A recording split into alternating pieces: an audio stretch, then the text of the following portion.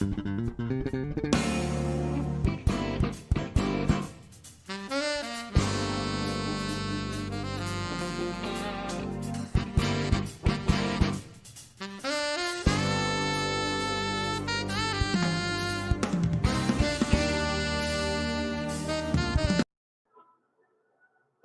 and welcome to What You Gotta Say. I'm your host, Vincent Squire. Now, let me introduce my co host. He hails from North Jersey.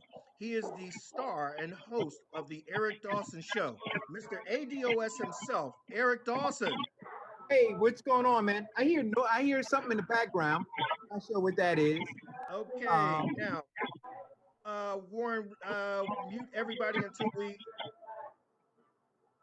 Great. yeah, Okay. sounds like a radio or something in the background. There we go. Um, Thanks for the introduction, Vincent. Happy to be here. I am Mr. ADOS, and no better time to be ADOS than right now, given what took place yesterday as they stormed the Capitol, right? Folks are taking sides, people are on teams, and I keep asking Black Americans, what team are you on? I say very clearly where I am, who I am. It helps ground me, right? Especially when you look at stuff like what took place. You know, I talked to a lot of people yesterday, and they're a little confounded. Hopefully, we can. Confounded? Yeah, Confounded?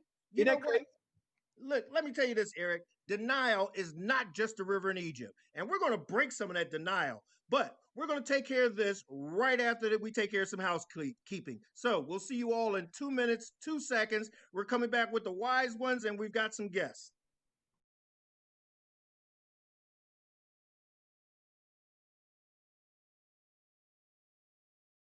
Into small business. That's a great way to have generational wealth. If you're a minority business, you may be struggling to keep your head above water. Why? In 2019, the Black community spent $1.5 trillion because the Black dollar lifespan, 28 days Asian communities, 19 days Jewish communities, 6 hours a month in the Black communities. Major brands target the Black media, TV, and radio. That's why Blacks are brand shoppers. That's why they get a big slice of that $1 trillion pie. Your business needs exposure. You got quotes from cable networks and local radio. They charge a lot of money for a little exposure. Networking and social media is a full-time job to get part-time money. Let's look at a successful Black business model. Remember Soul Train? It was a new Black TV show that Johnson Cosmetics increased the exposure of Afro Sheen and made billions of dollars for Bobby Johnson. Where are you gonna find a good show for a low price? We have a talk show called What You Got to Say. What You Got to Say is a Black-owned talk show streaming live on YouTube channels, Facebook Live. What You Got to Say has a diverse audience from 18 to 62 years old, and their gross income range from $32,000 to $122,000 a year. That exposure will get you a good slice of the $1.5 trillion. Tell us about your business. Maybe able to get on our Black-owned spotlight. In 4 weeks, your business can go from surviving to thriving. To find out how you can get what's yours, email sales@squiresignage.com. They're waiting to hear what you got to say.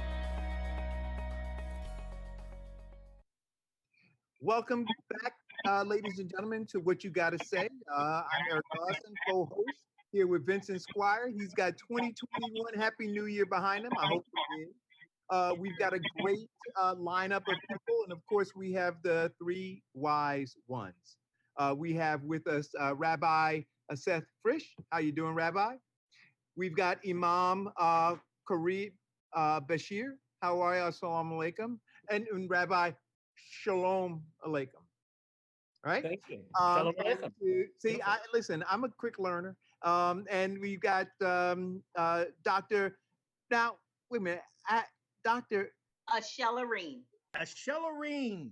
That's what I'm calling you, Dr. Shellarine. Yes. As our three, as our staple three wise voices. And I'm looking forward to hearing what they have to say. Now, for what you got to say. Now, we saw all the bullcrap that happened yesterday. And we're going to talk to some people who are in the field who've done some of this and have some great comments. On this show, we like to always introduce people who are wiser than we are. So, hailing That's as everybody, Vincent. you must have been talking to my ex-wife. There we go. Hailing from the First Episcopal District, he is the presiding elder over the Camden Trenton District. I want you guys to say hello to the one and only Reverend Dr. Wade. Salutations, Doctor. Dr. Wade. Hello. Hello, everybody. Hello, Dr. Hello, Wade. everybody. Welcome to the show. Now, she Hello. is one of the premier co-members of Black Lives Matter New Jersey. I want you guys to give a warm, what you got to say, welcome to Siobhan Torres. Hi, how you doing? How you Shalom, doing? Siobhan. Welcome to the show. And Thank you. also on the panel, he is the award-winning chairman of the 100 Black Men of Philadelphia. He is the leader and architect of our Parent Academy. He's also a very good spokesman and a good brother himself, Mr. Joel Austin. Yeah, where does the applause at? Oh, where's the applause? Producer. Okay. Now, I sound like him as well. Alaikum assalam. all right. Now, I did the show earlier on Eric Dawson's show this morning, and I'm worn out. Anybody else tired of this stuff? Oh, Yeah. I'm loving it. Absolutely. See, you know what? I'm It's like loving it. saying being tired of fighting, right? When you get tired of fighting, you're gonna get slaughtered. So you can't be tired of fighting. I said this is round 401 for Black Americans. There you go. Okay. So Welcome if to you're the tired, Thunderdome. yeah, man. Okay. They stormed the Capitol building. Yep. They stormed the Capitol building. Yep. They didn't Now- storm it. I mean, I think we should change it. They willingly allowed them to do what they wanted to do. It was There not a it storm. is. They knew it was coming and they allowed it. They opened the gate and said, come on in. That wasn't a storm. That was a little tiny raindrop of privileged people doing what they knew they were going to do. See, Well, you know, Dr. Lang, the question was asked, where were the police? They were standing right there. Right. Well, Standing no, right there. no. The question was asked, and I'm going to tell you the answer right now because I happen to know. They were home changing their clothes. That's the answer. What? What were they changing to? They were changing into those horns and beards and beer bellies. Oh, you saying they were the ones who- changed their clothes. They had to go put on their Get Proud with Boys me, Dr. uniform. Lang. Get with me now. Oh, I get it. I get it.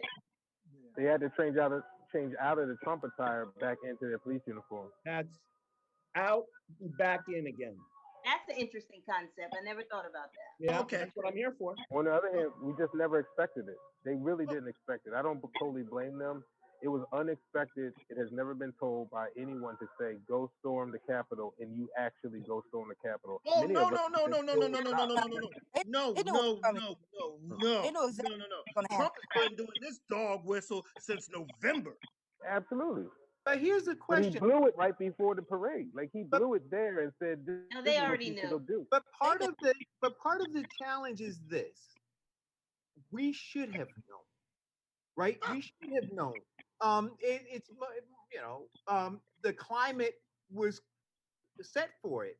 When you have a threat, right? And so when you look at what has been bubbling up in the nation, and you understand that those who have basked in white privilege were now in jeopardy of losing something.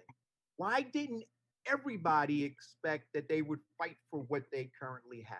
I And think we're asking the wrong question, though. I think Okay. we're asking the wrong question. Well, what Because question should we be it asking? wasn't about let's take over. It was about look at what we can do, and nobody can do anything to us. There's a difference between privilege and entitlement.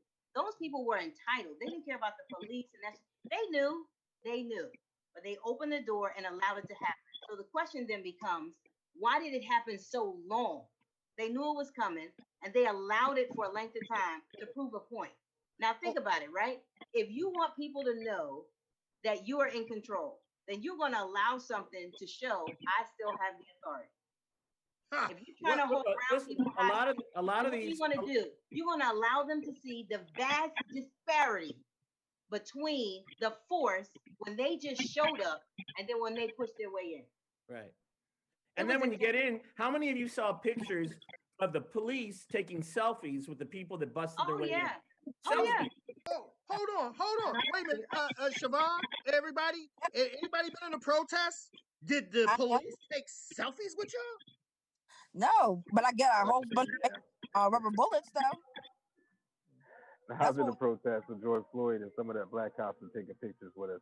I think that on the other hand, you got to look at this as freedom of speech is freedom of speech. We're allowed to do that. I think it's so interesting because maybe a month or two ago, Black Lives Matter and George Floyd and a lot of protests were taking place. And most of 80% of the African American and minorities that were out there felt bad that 20% were knocking on the walls and knocking things down and burning the buildings. And then we got blamed and we were looked at rioters instead of protesters. And it just happened last night. It just happened. 80% of those Trump people were out there just to yell and scream and get their voices heard. It was the 20% that made them look bad. And now white America is saying, you're just like me. Because when you looked at me burning buildings, you thought that was awful. And now I'm looking at you saying, how shameful is that? So equality and justice is a mother. And the chickens always come home to roost.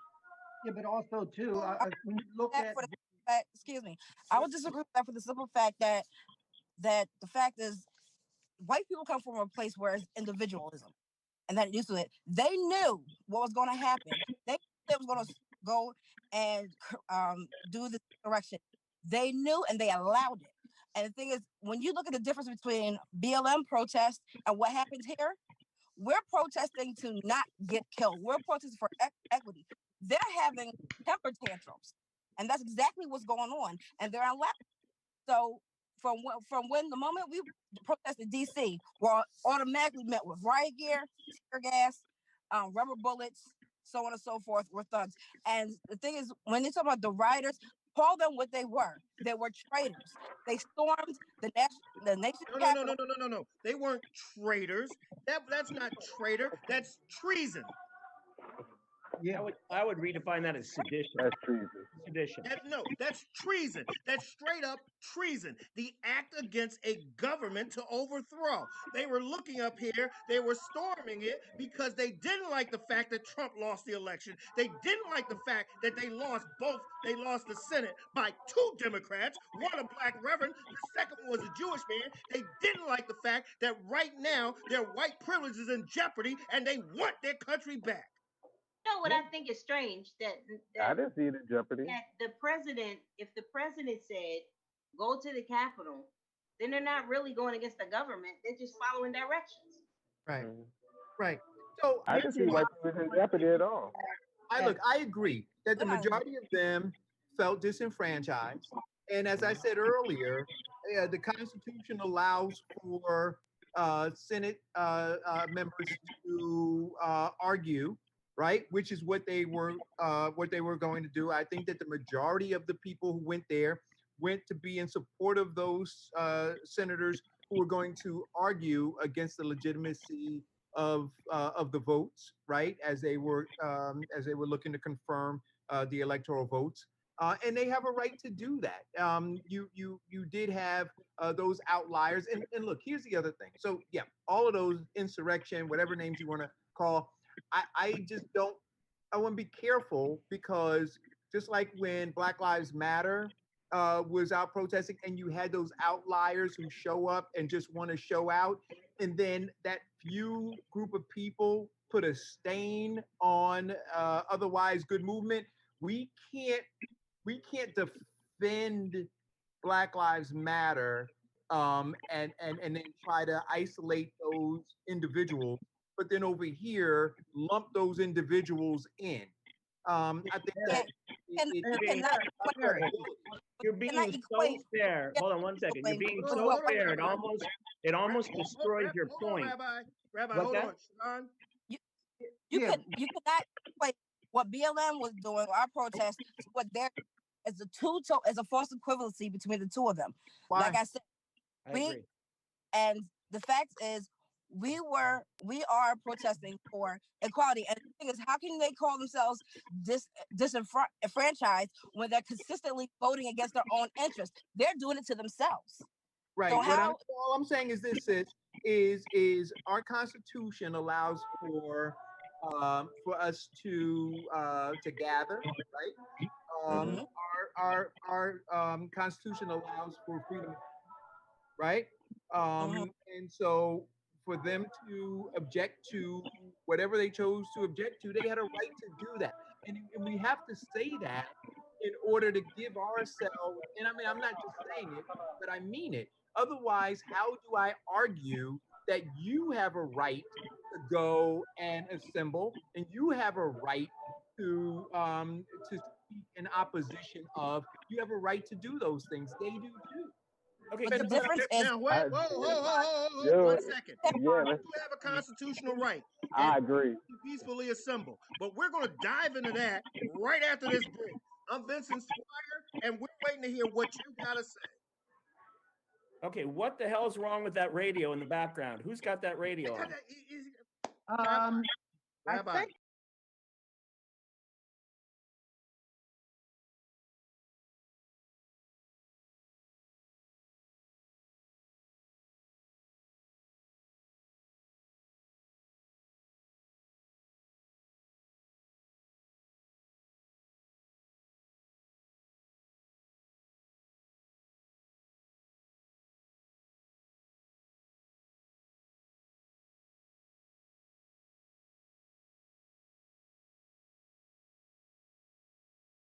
Exposure.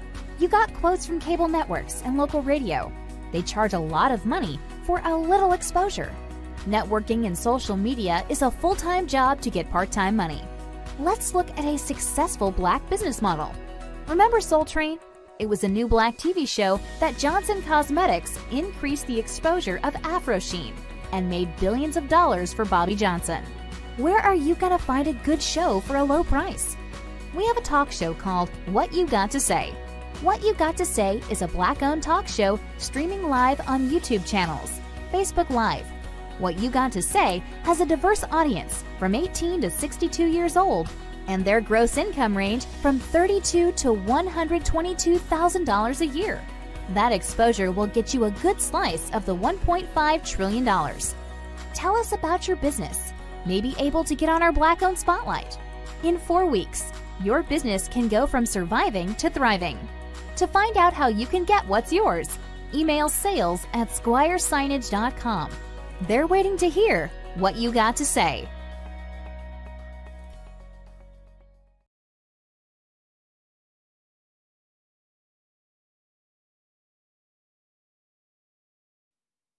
Welcome back to What You Gotta Say. We're talking about the Constitution and what it says that we have a right to peacefully assemble. And so we're talking about, was Black Lives Matter a peaceful assembly? Was what happened yesterday a peaceful assembly? While we all have a right to say what we want to say, we do have to follow some guidelines. And unfortunately, yesterday's display was a ridiculous debacle. And so as we respond to that, the main issue is looking at the disparity of force, looking at the disparity of how it was prepared ahead of time. Black Lives Matter, everybody was on point. Police were there, National Guard was there, everybody was in position. Yesterday, it just seemed like it was just, come on in, do what you want to do. and one of the things that really upsets me is the fact that um, when Black people say assemble, or either if you're in a particular position and something goes wrong, then the comment is them, they, the Black people. But when Caucasians, they have a similar situation, then it's more selective. Oh, this person did such and such, or either, well, a small group of them violated. So we're all lumped together and then they're singled out. And I think that that is also unfair. And of course, it's already been mentioned about the disparity in terms of the force itself. And if American can't see this, then look, I don't know what to say. Well, Imam, I America love doesn't that want to perspective. see it. They don't want to see that. Let me Oh. tell you something. If Black Lives Matter had assembled yesterday and did exactly what this group did, you would see dead bodies scattered all over the Capitol. You would see a massacre, and there would have been no, the disparity of reaction would have And it been just shocking only to Jewish people and Black people and peoples of color, because the rest of these jokers, and I use that word very sparingly, couldn't care less. Well, I've got other names for them. However, now, but Joel, Siobhan, you guys did some protests. Were the police Oh so man. kumbaya-ish with you guys? Oh, listen, I excuse me. loved yesterday. It was the best show on. It was incredible. See, sympathy is amazing. So Colin Kaepernick takes a knee, and you trying to be sympathetic. Actually, you said that he's anarchist by taking a knee, and then when people got murdered and we went out in the streets, you were trying to be sympathetic. But yesterday was empathy. Yesterday, when buildings got burned and Brianna was shot and things were crazy, and I told you this world made me sick, you said I should leave. You told me I should leave, like, or I'm not American. You actually said I'm not American. I keep complaining. You're not American, so you don't love America. So yesterday, that movie was great. Like, I'm like, welcome to America. Welcome to my No, America. Welcome to the Black Territory. experience. Welcome to my experience. I get you. Let's all kneel. Let's bash a window together, because I've been trying to bash and bash and bash, and you wouldn't listen. You wouldn't. You know, listen. that is Welcome such to a my good world. that is such a good and strong point, because oftentimes when we protest or we complain, if you don't like it here, I'm a go problem. somewhere else. But Oh yet, no, white go they back to can where you came. Before yesterday, I used to be the problem. Now it's your brother. Your cousin was there, and your wife got shot. So listen, welcome to my world. I apologize for that. Well, no, I mean, it's very interesting what you say, brother, because I believe Donald Trump said last year when people were complaining, right? He and Sarah Palin and a couple others called him un-American, right? To have issue with the government, and so to, like you said, to see that this group of people have an issue, it just kind of, what it did for me is it said we all have issues, right? I think that our issues are greater as foundational Black Americans, and they need to be resolved. But no more can can those folks argue that we shouldn't protest, right? Well, but the thing that I found the thing that I found to be despicable when we talked about why the police or why law enforcement wasn't there, I think that it's summed up by how they see us, right? They see us differently. They see us as violent. They see us radicalized. They see us as criminals. And so before anything happens, we've already been stereotyped. Now, as far as the folks who protested yesterday, everybody would love to see them as just patriots, right? Like they so wanted to see them. Patriots. They so wanted to see them as patriots, and so they didn't feel the need to have all of what they had for the Black Lives Matter folks. Okay, Dr. Wade, help me out here. Now, I know during the 60s, during the protest for civil rights, during the protest for equality, okay, we were met with opposition. Black Lives Matter protesting that our Black boys and girls stop being killed by the police. They were met with opposition. These guys met and had no fear, Dr. Wade. Tell me why.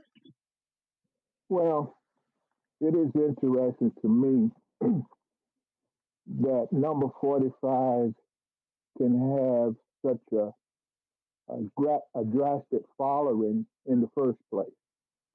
I mean, this man, from the time he entered the White House, is when he has done. If 44 had done half of the stuff that 45 has done, he'd have been impeached long before now. There it He is. couldn't have got away. He couldn't have got away with half of the stuff that 45 has gotten away with, just because he is black. But to me, it baffles me to the fact that this man has got a great following, and they're not all backwoods people. They ain't all backwoods people, and they're not all ignorant folks. But the fact of the matter, he got such a mass following behind him, just baffles me, and I don't know what to say about it. Well, listen, these people, they have interests. He's aligned with their interests. And so they support him. What I say is, instead of being baffled by what they do, if we had a collective interest and then we were supportive of those, like Ayanna Presley says, like she says so eloquently, no more black faces without black voices, right? No more people who come in and not willing to fight for those who support them. That we're not gonna tolerate that anymore. If we did that, then that would be enough. But what we do is we look at what they do and we want them to stop. Hey, you keep doing what you do. We need to get our house in order. My grandmother always said to me, you can't worry about something else till you get your own house in order. Our house is in disarray. And we're worried about somebody else taking care of us, right? Caring how we feel. But our house, whether we're offended. how can you get your house in order when the house was given to you that was already condemned to begin with? I'm sorry? Or How on can you fire. order when the house that you are in is already condemned? How can you get that? So well then and yeah, that is the conversation, right? How do we do that? But we Let don't me paraphrase.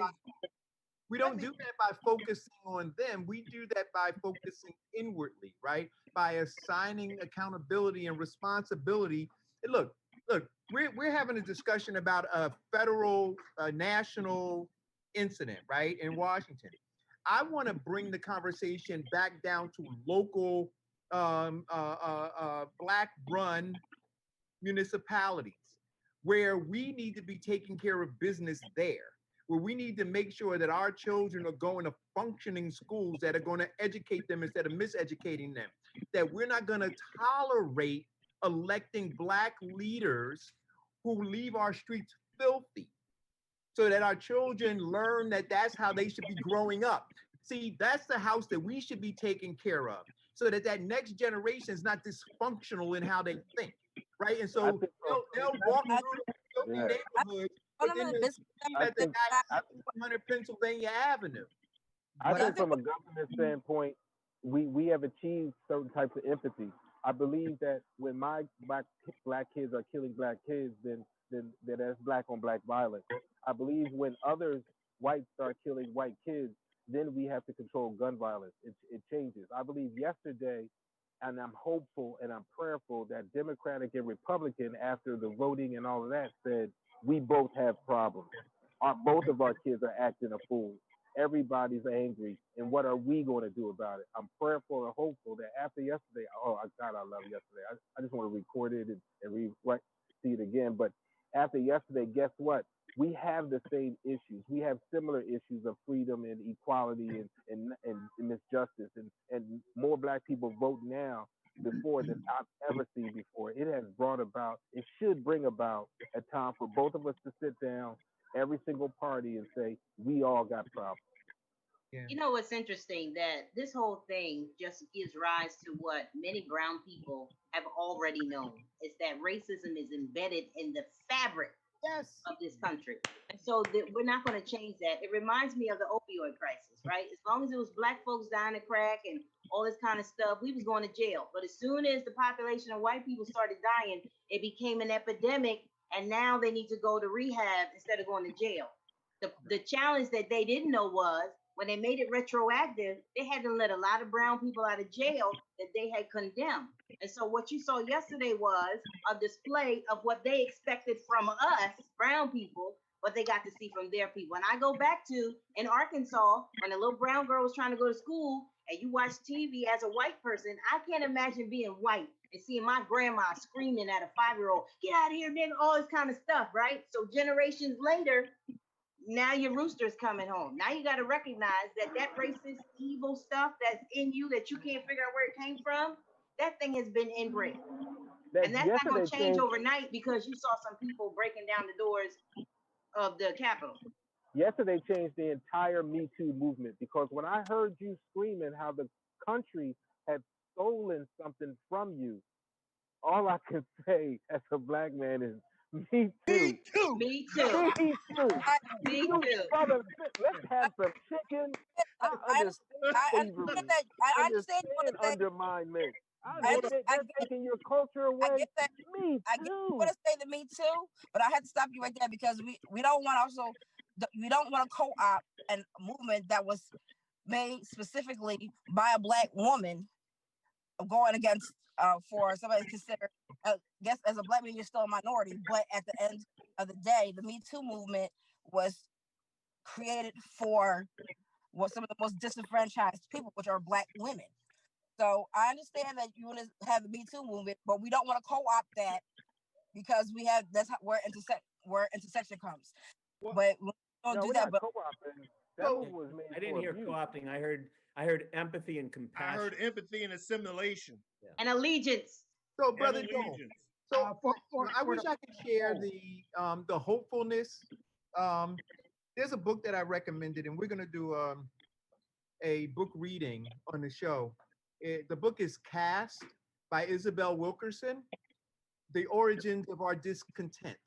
And I think that once we understand that, and that we come to grips with why they have us here, why they brought us here in the first place, and that is to be the commodity to their wealth and to their power. There is no sitting down. Those days are blowing up. That's all there is blowing up. There's no sitting down and negotiating. Our middle class black kids are Vincent, would you let Eric talk? And oh my God.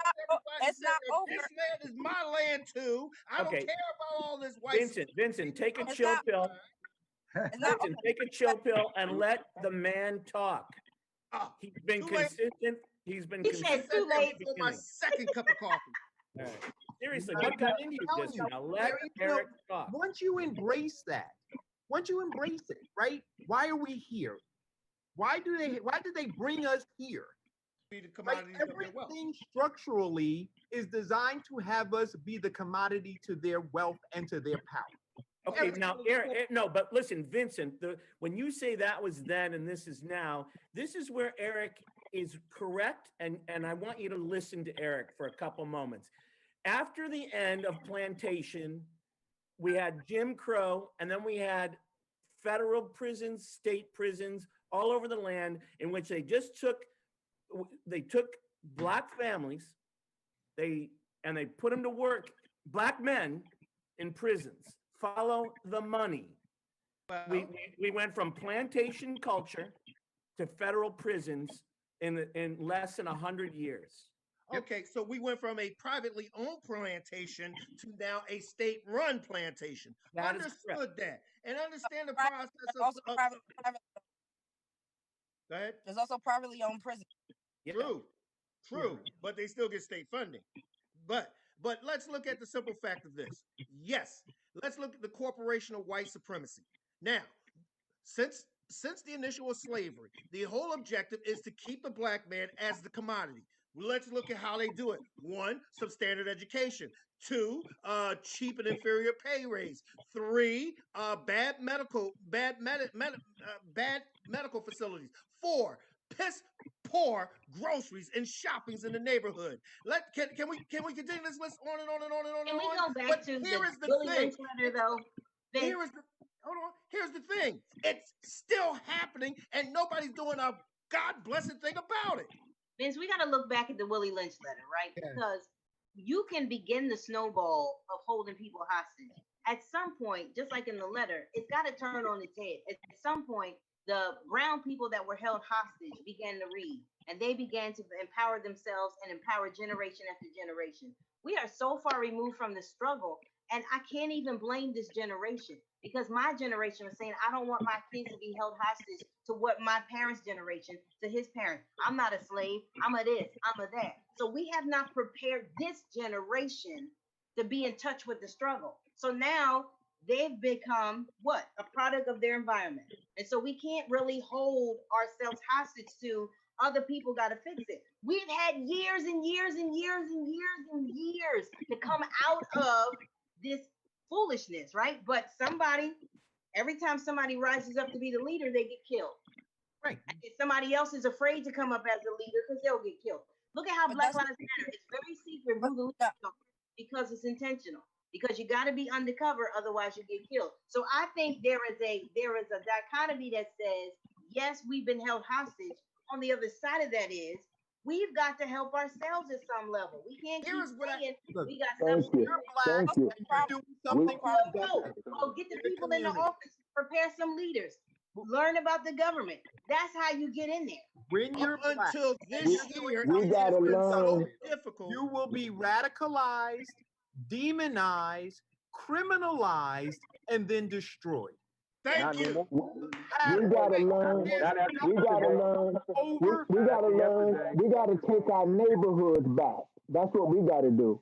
We let these thugs run our neighborhoods, and we gotta take them back. Well, what I'm Amen. hearing Let's is talk about the cops as thugs. I don't think to be all more black than people just thugs, one dimension. unless you're referring to the police officers for one thing. I'm referring to black folk. That's what I'm referring to. You have All right. thug Black on black. Yes. It's called intracommunity violence. It's not because it's about proportion, who you're close to. Everybody keeps pushing on this black on black crime agenda, and they want to bring Chicago, but they don't talk about the local grassroots ones that work on gun violence. They don't Right. talk about ones like Boston, violence in Boston, work on gun violence. And Right. it's just as who you're close to. Because there's white on white crime, as we seen yesterday. There's Asian on Asian crime. And the thing is, and the fact that you're saying that you're a thug to black people is actually a disadvantage to you as to your community, because now you put yourself at odds with your community. It's not about being a thug to black people. It's about taking them where they're at and say, look, you are my family. I love you. This is a better way. Let's show you this way.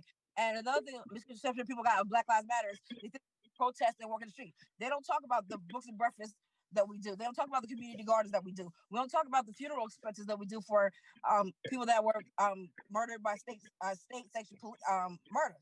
They don't talk about all that. All you see is what's glitz and glamour, what the headlines show with the marching.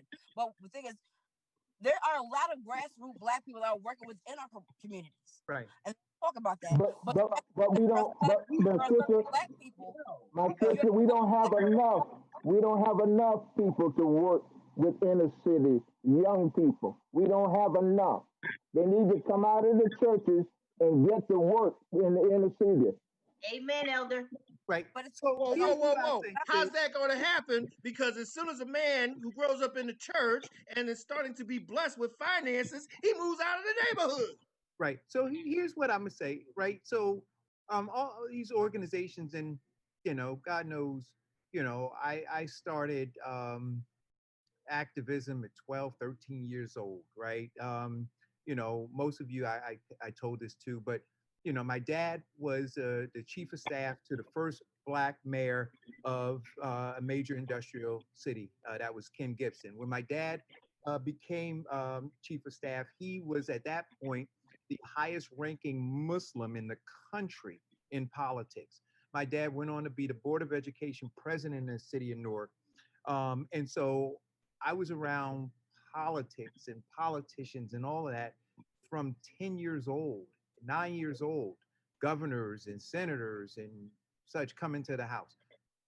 What I've learned, and my dad said this, until we have control of our economics, right? We can't do anything. We're not going to make any significant changes, right? It takes us having control of our economics. And so what we should be fighting for, and so all of the other things I think are great that organizations do, but the needle's not going to move until we seize economic power and political power. And on that note, we'll be right back And we're going to talk about this coup. We're going to talk about who's responsible and how come there's only 68 people locked up. I'm Vincent Squire. We're going to hear what you got to say in 2 minutes, 2 seconds. To small business. That's a great way to have generational wealth. If you're a minority business, you may be struggling to keep your head above water. Why? In 2019, the Black community spent $1.5 trillion because the Black dollar lifespan, 28 days Asian communities, 19 days Jewish communities, 6 hours a month in the Black communities. Major brands target the Black media, TV, and radio. That's why Blacks are brand shoppers. That's why they get a big slice of that $1 trillion pie. Your business needs exposure. You got quotes from cable networks and local radio. They charge a lot of money for a little exposure. Networking and social media is a full-time job to get part-time money. Let's look at a successful Black business model. Remember Soul Train? It was a new Black TV show that Johnson Cosmetics increased the exposure of Afro Sheen and made billions of dollars for Bobby Johnson. Where are you gonna find a good show for a low price? We have a talk show called What You Got to Say. What You Got to Say is a Black-owned talk show streaming live on YouTube channels, Facebook Live. What You Got to Say has a diverse audience from 18 to 62 years old, and their gross income range from $32,000 to $122,000 a year. That exposure will get you a good slice of the $1.5 trillion. Tell us about your business. May be able to get on our Black-owned spotlight. In 4 weeks, your business can go from surviving to thriving. To find out how you can get what's yours, email sales@squiresignage.com. They're waiting to hear what you got to say.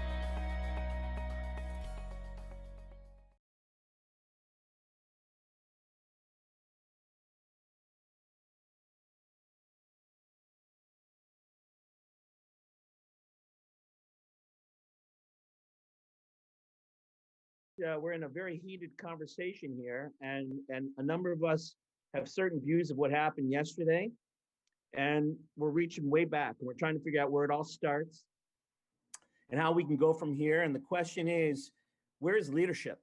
Where do we grow it? And how do we franchise leadership so that it's responsible to the community and represents the community? And that's kind of where we're at right now. Well, we saw what their leadership did and how they were loyal to him. Reverend Wade, you talked about taking back the community. What is the church doing to take back our communities? That's a good question. Yes, it is. It appears to me, my brother, that by and large, there are some of us who are meeting the needs. I can speak by Philadelphia because I pastored in Philadelphia from '93 up into 2006. I was there at Morris Brown when 9/11 took place. Darrell Clark and some of the old council person, Mayor Street and others. They have the Black clergy, Wilson Good, Willie Moore, Bill Moore. Some of those they're up in age now. We had a good pulse on the community in certain areas, West Philadelphia, some areas in North Philadelphia. But it seems to me, now this is just my opinion, it seems to me with the leadership that they have now, there are bits and pieces. That camaraderie is broken. Black clergy is not as strong and linked as it should be now. But my point of the matter is, I appreciate this sister on for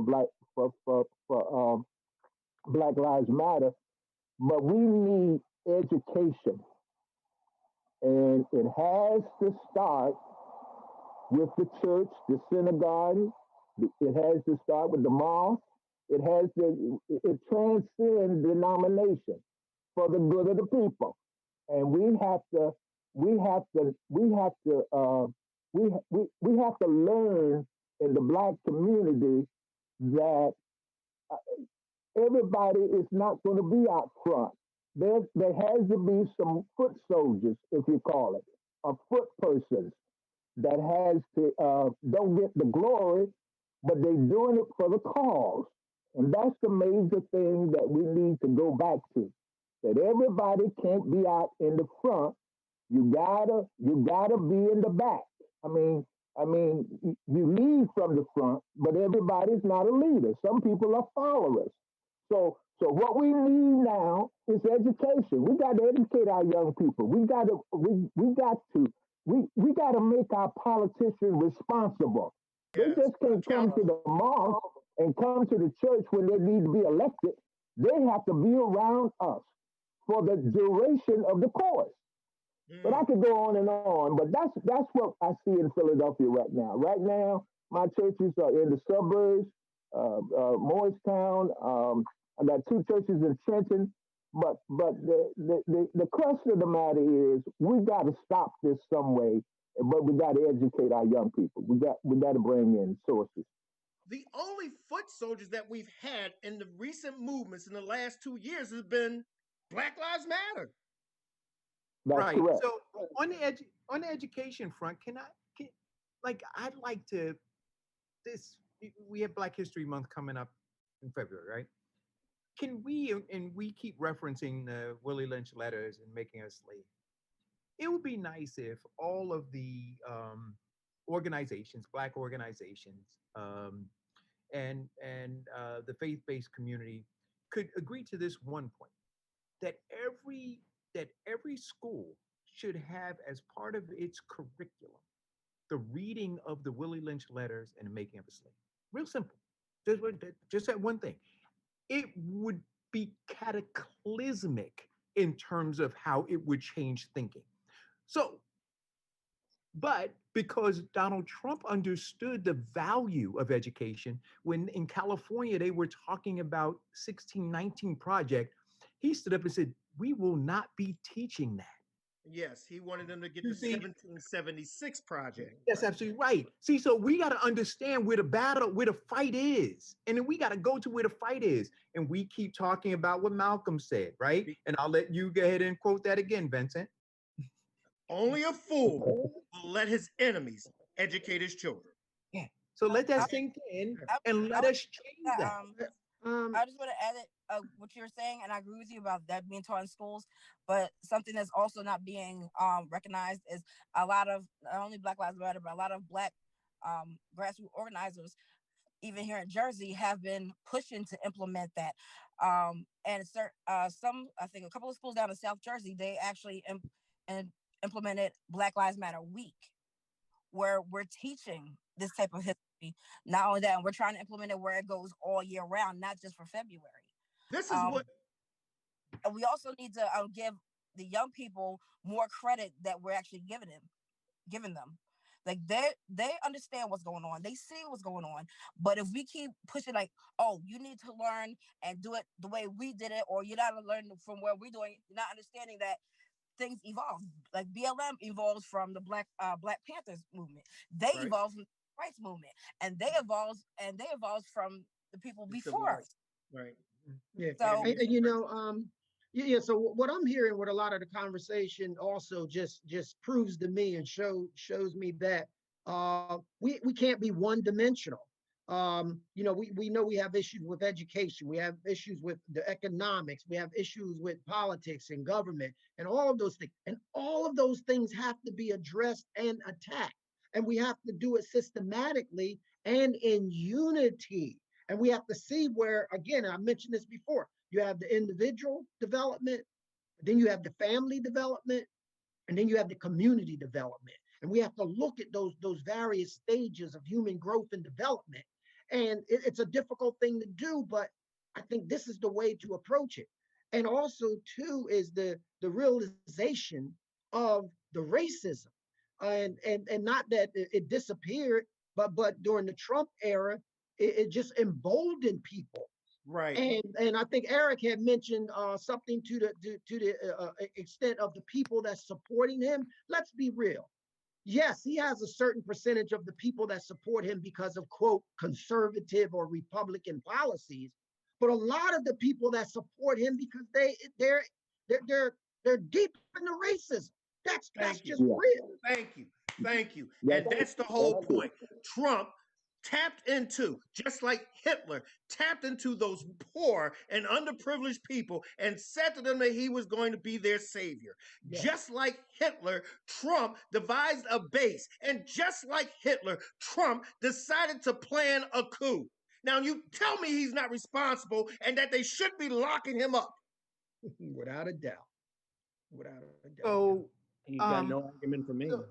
So Imam, listen, when politicians, when the, and I've got nothing against the LGBTQ community. We're about to get some letters. Here we go. Oh, right? well, hold on. No, I have nothing against them. You usually know, when people say that, they fuck shit after that. I'm sorry? I said, usually when people say that, there's always something problematic. As soon as they say exactly. No, well, I mean, it's like when people say something after the word "but." No.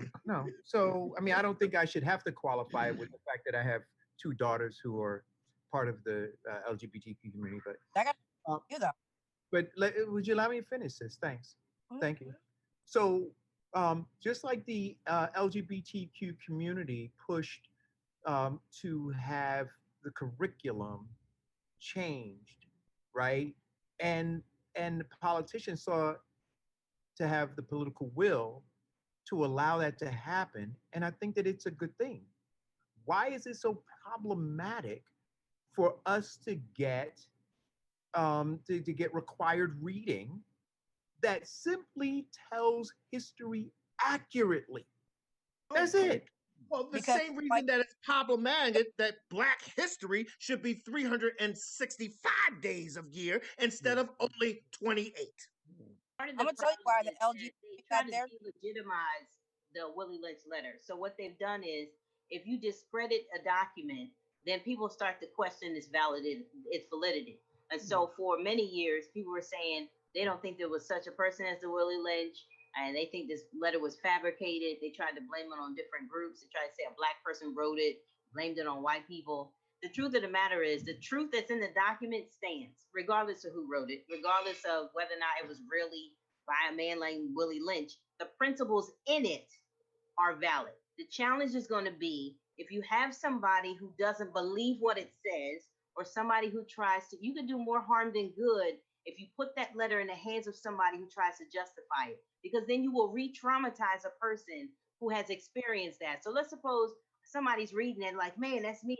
But then you have a person trying to disseminate the information and they misappropriate what's happening. You have a whole lot more problems and we can't regulate who's going to teach that.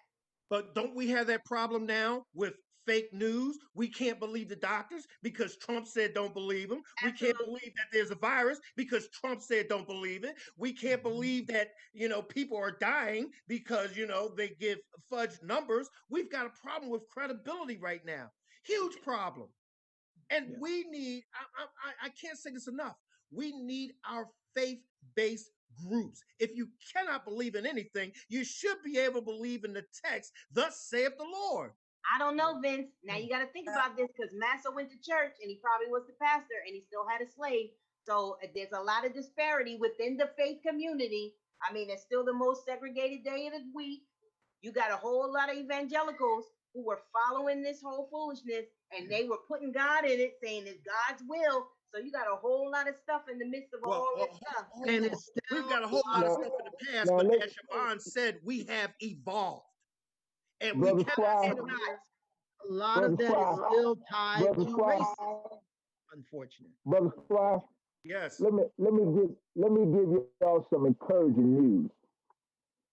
By what happened in Georgia, I was born in Georgia. I've been up here for some 35 years, but I was born in South Georgia. And I was raised in Florida in the 60s. I never thought that Georgia would be blue.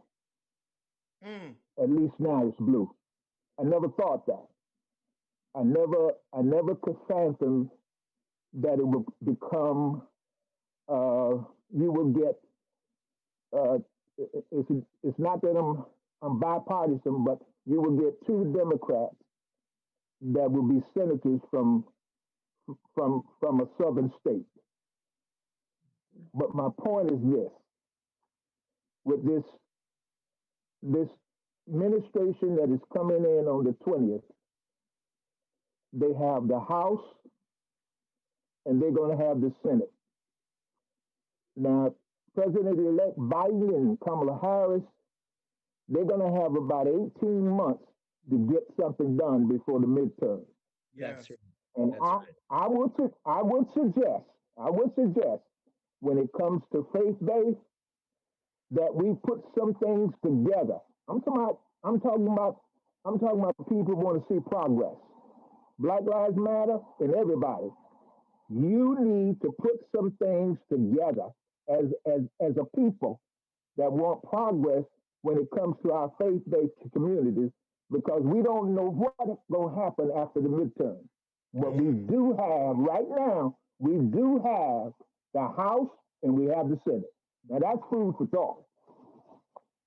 Can I make a comment? Wait, Vincent, can I just make a comment here? So, I try to look back and, I'm looking at this a little bit on the outside, but I want to be inside on this. And so I'm taking a little inspiration from Mississippi a number of years ago, especially with its last election just now the other day. And I'm thinking about three young men, James Chaney, Andrew Goodman, and Michael Schwerner. I don't know if you're familiar with those names. Of course we are. Okay. And so I'm thinking, here I'm thinking about Mississippi and I'm thinking about Georgia. And I'm thinking we have an opportunity now. We have two people who are in vulnerable communities. The way I'm understanding it, what everyone is saying, we're in vulnerable communities and the pie is shrinking for racist white America. And they're holding on to everything they can and they're reacting accordingly with everything they've got. Yep. And what I'm saying to you guys from me is the only way forward that combines, as the Imam was talking about, individual, family, and community. The only way forward is to join hands here and to work on schools and work on our youth and work on our economic prosperity and be a little bit FUBU, for us, by us, because no one's going to respect us. Nobody, from Jew to Gentile, from black man to brown man to white man to Asian man, no one is going to respect us unless we have the means to give our children money to go to school, to buy clothes, to put food on the table, and take care of ourselves so that we have a piece, our own slice of the American pie that no one should ever take away from us. Nobody. And that is where I'm thinking now. I'm thinking Mississippi. I'm thinking Chaney, Goodman, and Schwerner. And I'm thinking right now about Georgia, and we have this opportunity as a model that our community should work together. That's what I'm thinking. But now, we're going to finish this up, and then we're going to talk about what needs to be done for the future. Now, Iman, take us out. Okay. Well, the thing is that I think the conversation is good. I think that it is productive, and we have to take what's being discussed today, and we have to begin to get this message out to the people.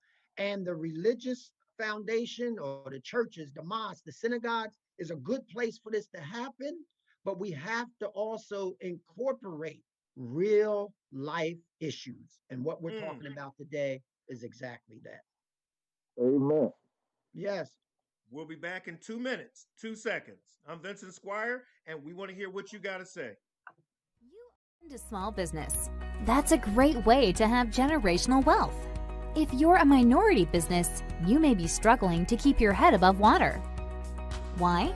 In 2019, the Black community spent $1.5 trillion because the Black dollar lifespan, 28 days Asian communities, 19 days Jewish communities, 6 hours a month in the Black communities. Major brands target the Black media, TV, and radio.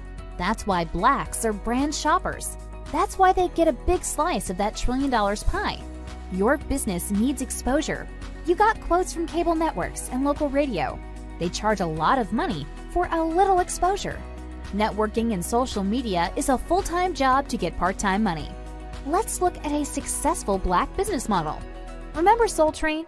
It was a new Black TV show that Johnson Cosmetics increased the exposure of Afro Sheen and made billions of dollars for Bobby Johnson. Where are you going to find a good show for a low price? We have a talk show called What You Got to Say. What You Got to Say is a Black-owned talk show streaming live on YouTube channels, Facebook Live. What You Got to Say has a diverse audience from 18 to 62 years old, and their gross income range from $32,000 to $122,000 a year. That exposure will get you a good slice of the $1.5 trillion. Tell us about your business. Maybe able to get on our Black-owned spotlight. In 4 weeks, your business can go from surviving to thriving. To find out how you can get what's yours, email sales@squiresignage.com. They're waiting to hear what you got to say.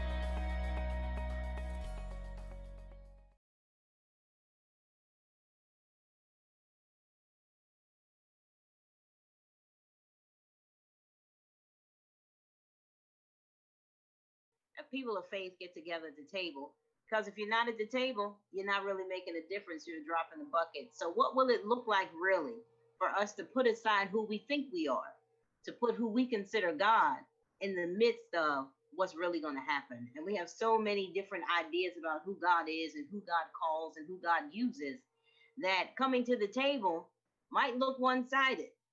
So what does that look like from an ecumenical and an interfaith standpoint? Dr. Lang, I want to just add to it. They say if you're not at the table, you're on the menu. Amen. Or Eric, you either do lunch or you are lunch. There you go. Yeah, that seems to be because a lot of us have a lot of ideas, right? And just like we're talking about, we got to take our community back. We talked about individual, family, and community. But just like Psalm 133 says, the anointing comes down from Aaron's head and comes down his beard and it comes all the way down. So it matters who the leader is. It matters who we give our allegiance to. And if we don't see God in the same way, then our conversation is going to be discombobulated. Well, let me just say this. There was a time when one of my teachers, Dr. Abraham Joshua Heschel, of blessed memory. I think he's got all the names. Right. That gentleman was criticized by his people, my people, for leaving his synagogue and going to march with Dr. King. And they said to him, why aren't you taking care of business in your synagogue? Why aren't you doing that? Why don't you pray more? You go home and pray. And you know what he said? He said, you know what? I pray with my feet. And right now, although I am tired, I move forward with my brothers. Yeah. Right. So I could give you a story in my religious tradition.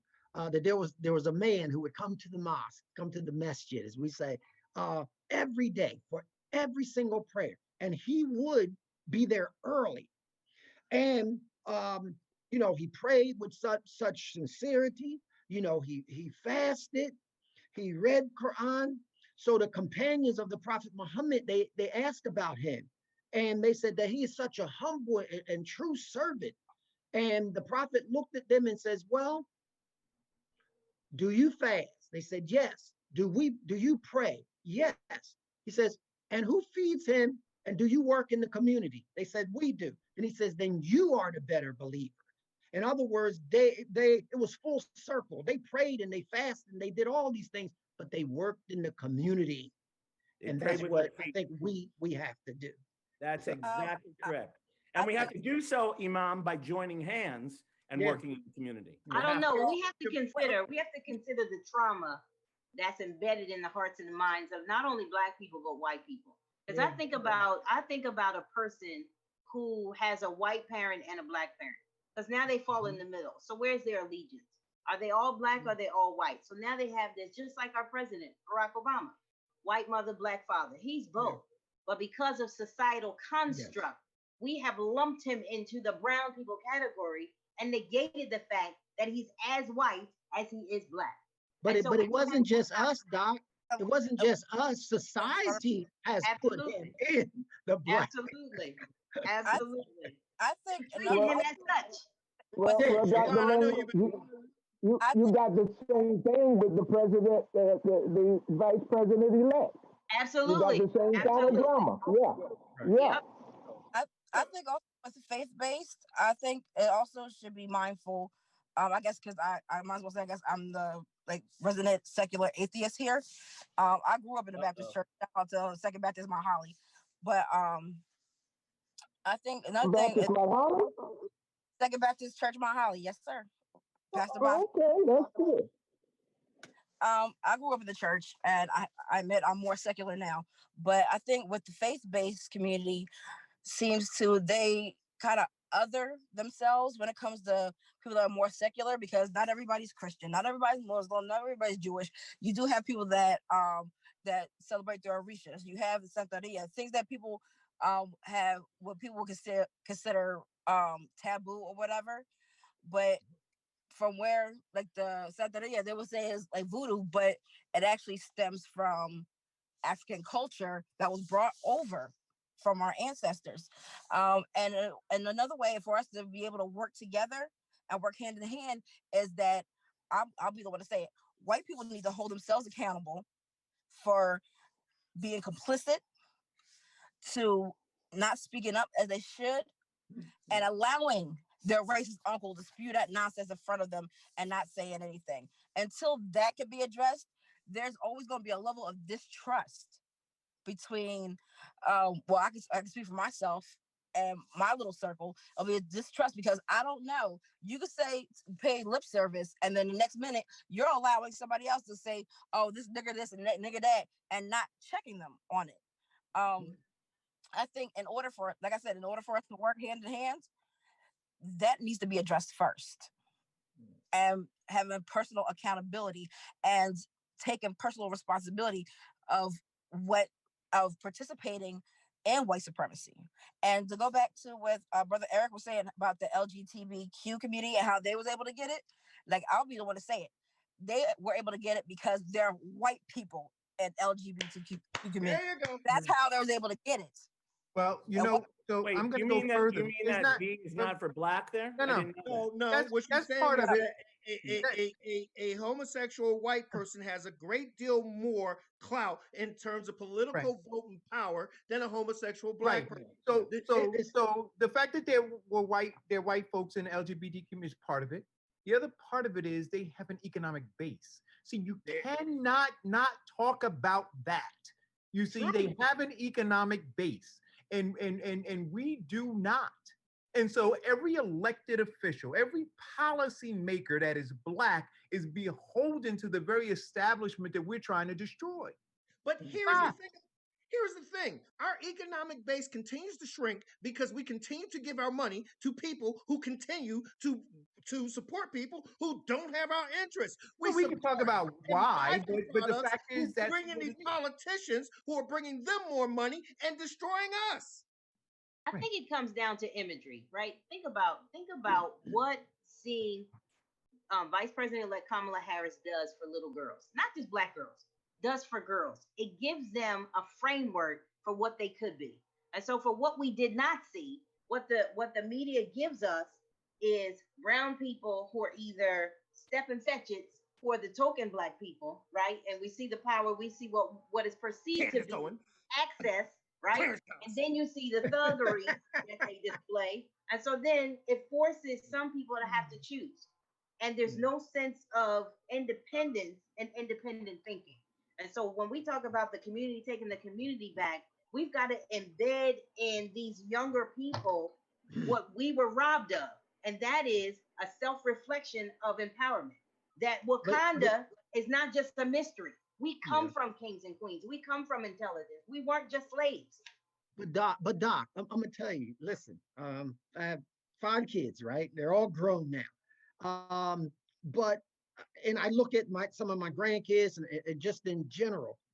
It goes back to knowing yourself and Yeah. knowing your history. Like even most of if you go to some of the schools now, especially like the suburban schools and things like that, sure you have the racism there, but the black and white kids, they just play ball together, they hang out together and all of that.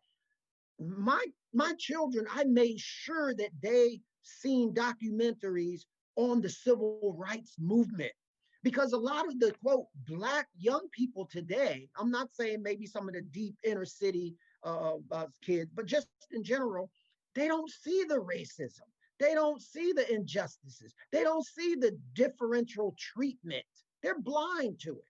They must not have a job or a car. Yeah, right. So we educate them about that. I think we'll see more young people out there on the front lines and standing up and protesting, and also doing some things to go to college and make it, as we say, but then come back and still help out. It's not just Imam, right after World War II. Rabbi, after your comment, take us out for break. Okay, I just want to say to the Imam that after World War II, a lot of Germans were put on a trial for what was going on with the Holocaust. And their biggest defense, besides following orders, someone would say that, but many of them would say, oh, I didn't know. I didn't know that. I had no idea. No one ever told me, even though they were sitting 20 yards from a crematorium, they could smell the human flesh every day. They say, I didn't know. And that's not an excuse. Yeah. And so I think we have to say, like you said, oh, there's a lot of kids who don't know. No, Imam, I want you to know something. I grew up in lily white America, all right? And everyone thought I was a black man because I was a Jew. And I want to tell you something. Everyone knew. They know everything. Yeah. Everything. There are no secrets. Yeah. And that's what I want. I want you to, Imam, I want you to hear that, because I hear your perception that people maybe don't have the experience. No, they know. They know. And it's high time. It's high time that America wakes up, because if we continue to see what we saw yesterday, it's going to be bad for all of us. And we need to know the depravities and the depravation. I don't know if I hear what you're saying. I don't know if I totally agree with you. You have different types of perceptions, things that you hear, things that you see, and things that you actually experience. And they all have their level of depth within your consciousness. And there's just a lot of young people, you start talking about going to a movie theater and can't go in the front door. They can't even conceptualize that. Because there's something that's just foreign to them. Or having to sit on the back of the bus. Yeah, right, exactly. There's definitely some validity in what you're saying. There are levels. There are levels. Yeah. There are levels. Yeah. If you don't think that there is racism, if you don't think there is racism that is recognizable to these same young people that you're talking about, it's just different than the back of the bus, or it's different than the front entrance or the back entrance. It's different, but it is there. And I want you to know from my experience, and I think it's pretty wide, my experience, and deep. I want you to know white America knows exactly what's going on. They know. And on that note, take us to break, Rabbi. Well, we've had a very, very spicy conversation here today. And with every good dish that we mix up and we stir around, we want it to be just right. And so we're heading in that direction. We've got a lot more information coming up and a lot more exchange. And under your guidance, Mr. Squire, Reverend Squire to be, we're going to get there. And that's how I want it to end for this chapter in this paragraph right now. Into small business. That's a great way to have generational wealth. If you're a minority business, you may be struggling to keep your head above water. Why?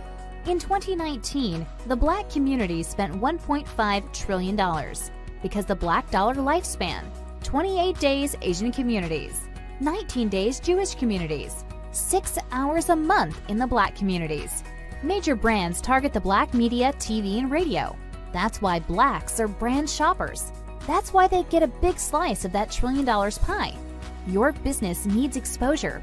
You got quotes from cable networks and local radio. They charge a lot of money for a little exposure. Networking and social media is a full-time job to get part-time money. Let's look at a successful Black business model. Remember Soul Train? It was a new Black TV show that Johnson Cosmetics increased the exposure of Afro Sheen and made billions of dollars for Bobby Johnson. Where are you gonna find a good show for a low price? We have a talk show called What You Got to Say. What You Got to Say is a Black-owned talk show streaming live on YouTube channels, Facebook Live. What You Got to Say has a diverse audience from 18 to 62 years old, and their gross income range from $32,000 to $122,000 a year. That exposure will get you a good slice of the $1.5 trillion. Tell us about your business. Maybe able to get on our Black-owned spotlight. In 4 weeks, your business can go from surviving to thriving. To find out how you can get what's yours, email sales@squiresignage.com. They're waiting to hear what you got to say.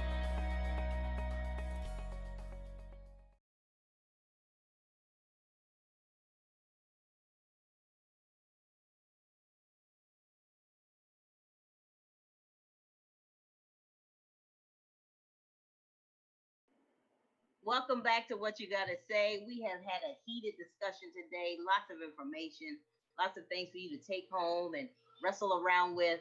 And now it is time for us to wrap up the show. So we will begin with our guest, Siobhan. I want to thank you for giving me the opportunity to speak on it. I enjoyed this conversation with everybody. I hope to have it again one day. People can reach me at on the Black Lives Matter page, New Jersey, on Facebook.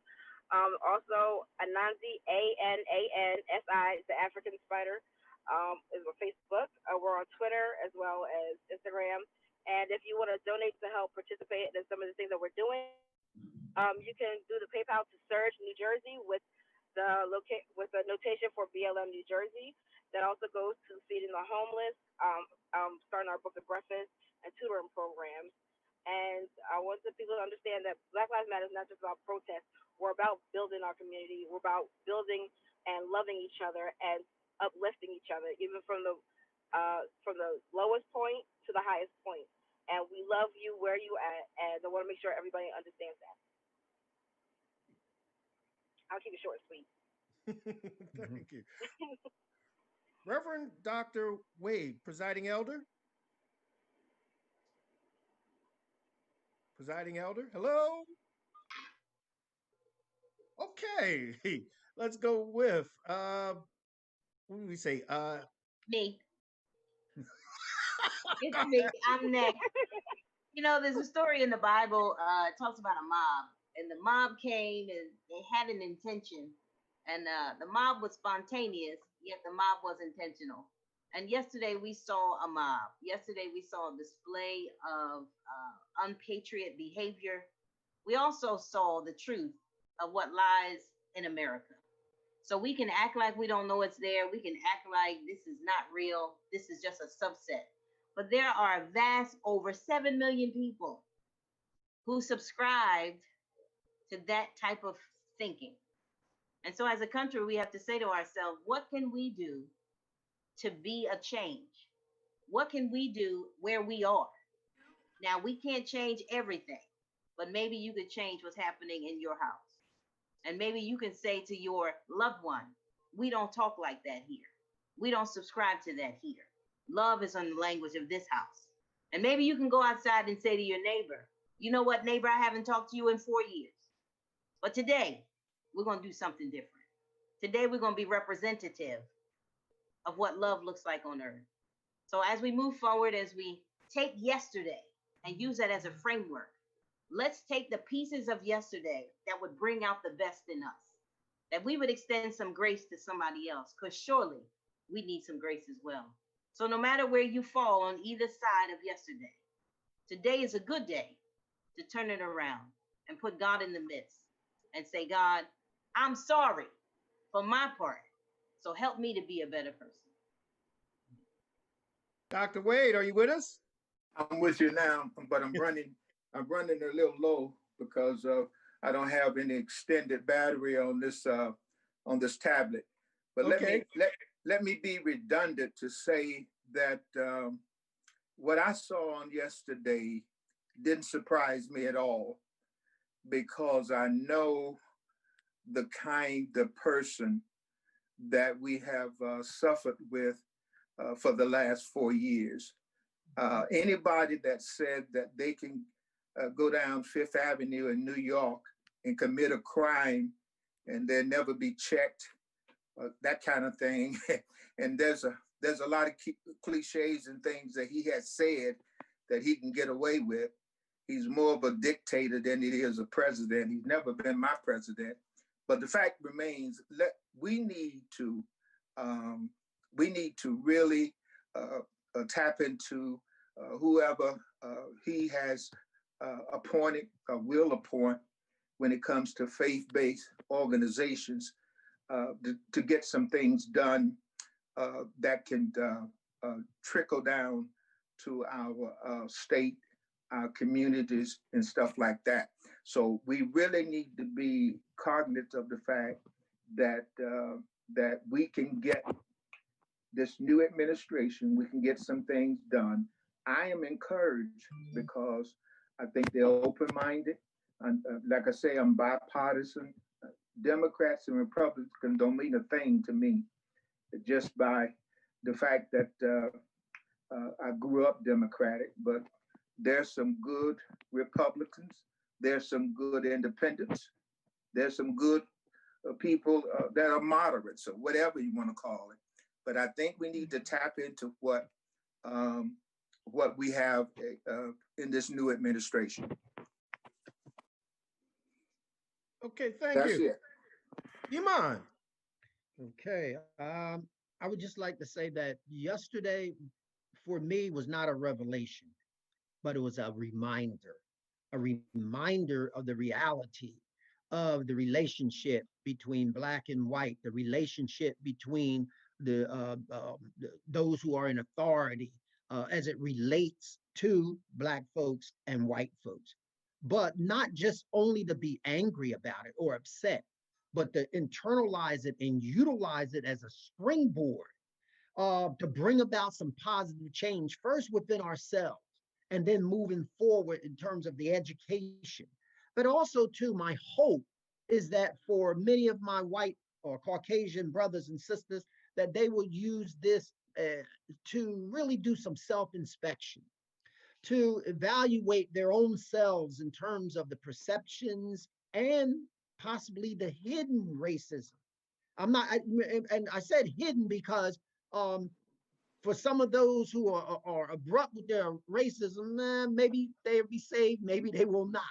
But those who have some hidden racism, that maybe they're not even aware of it, maybe this will it will be brought to their consciousness and some changes will be made. So I am hopeful, and we'll see what happens. Rabbi. Yes, sir. I'm inspired by what Dr. Lang and our my esteemed colleague, the Imam, has said, and I see the only way forward is to really reach into another tradition, not my own. And I'm inspired by another man who studied to be a rabbi, the Apostle Paul, in his epistle to the Galatians. It's not a text of my tradition, but I learned from it. And in the 3rd chapter, he says, "There is neither Greek nor Jew, slave nor free, male nor female, for you are all one in the Lord God." And I look to that, and I'm inspired by that. And I learned from this tradition. I know how he was educated. And I think it's our only way forward, that we have to start, as the Imam said, in our families, in ourselves, and then in our communities. And we need to move forward because no one's going to do it for us. We are going to have to join hands and recognize that we have to break down some boundaries and some lines, join hands, and as my teacher, Abraham Joshua Heschel, said, pray with our feet and move forward. It's the only way forward. Pray with our feet and move forward together. Good. Brother Eric. So if we're talking about the faith-based community, there was an article, and I referenced it before. I'm trying to pull up, those who are watching the show can go and look at it. The Harlem World and Live Street research showed that Black churches in aggregate. I think you froze up there, brother Eric. I think we lost him. There we go. He's back. He's back. Brother Eric, we missed about 30 seconds of you there. Oh, so I don't know if you heard the dollar amount that I mentioned. No, the Black church was an aggregate. Right, $420 billion donated in tithes and donations since 1980. So there is a credibility issue that exists, and we can't ignore it. And again, and I hate to be anecdotal in this, but I've been throughout New Jersey in meetings with pastors who have collected brown paper bags stuffed with cash. I've been in meetings with imams who have received brown paper bags of cash, with priests who have received brown paper bags of cash from politicians. And so we need to clean all of those houses. And so when they talk about Jesus going into the temple and kicking over the table, that's what has to happen. And again, not from outside, not Eric doing that, but I think to bring credibility back where it needs to be, it has to happen from within that organization, right? Within the faith-based community. There has to be that work of identifying and turning over those tables and calling them what they are and kicking them out or having them repent. If we don't have that, it's difficult to get these young folks in particular to the church because they've heard the stories, they've seen some of the things themselves, and so I would like to see that, but I don't, not in Newark, right, not in Essex County. I see more crooked. I do, on issues too, right? Their issues are based on who's going to pay them, whether they're going to come out for social justice or not, come out for education or not. Well, whose side are they on? Is the union giving them money, or is the governor going to give them some grant or something? So we have to really, we got to buckle down and we got to deal with that in a real big way because it's a real issue. On that note, yesterday I saw one of the greatest tragedies. We have never had our capital compromised since, 1792. 1814. Yes, when we were at war with the British. And yesterday I saw people who call themselves patriots defile the law, break the law to start a coup, which you have to look at why. And the reason why is the simple fact of this. The man who has been the poster child for white privilege and racism is now gone. The man who has been promising them everything and giving them empty lies is now gone. And yet they're still in denial because he lied and said the election was fake and that they need to take over the Capitol to restore their version of government back to a country. Here is a message to all of you who listen. We're not going back. Get it through your head. The COVID-19 has become the great awakening to America. We're looking at the disparities. We're looking at the racial injustice. We're looking at why we have to fight so hard and why has it taken so long for equality. And now we are now realizing that not only does the Black vote count, but the Black vote wins. Not only does the church provide leadership and guidance because we are coming together as a unified front to bring in candidates who are looking out for our interests, but it also serves as inspiration and hope to our young. We are not going back to Jim Crow. We are not going back to slavery. We are not going back to the Willie Lynch letters. America, get ready for us building it back better. And the only way that we're going to do that is that we build it back as Rabbi said, together. This divisiveness has to stop because as the Bible says about a house being divided, and how far does it go? It never moves. Let us stop being divided by the smaller things. Let us stop listening to the criminalization, the radicalization, and the disgracing that they put on our leaders. Let us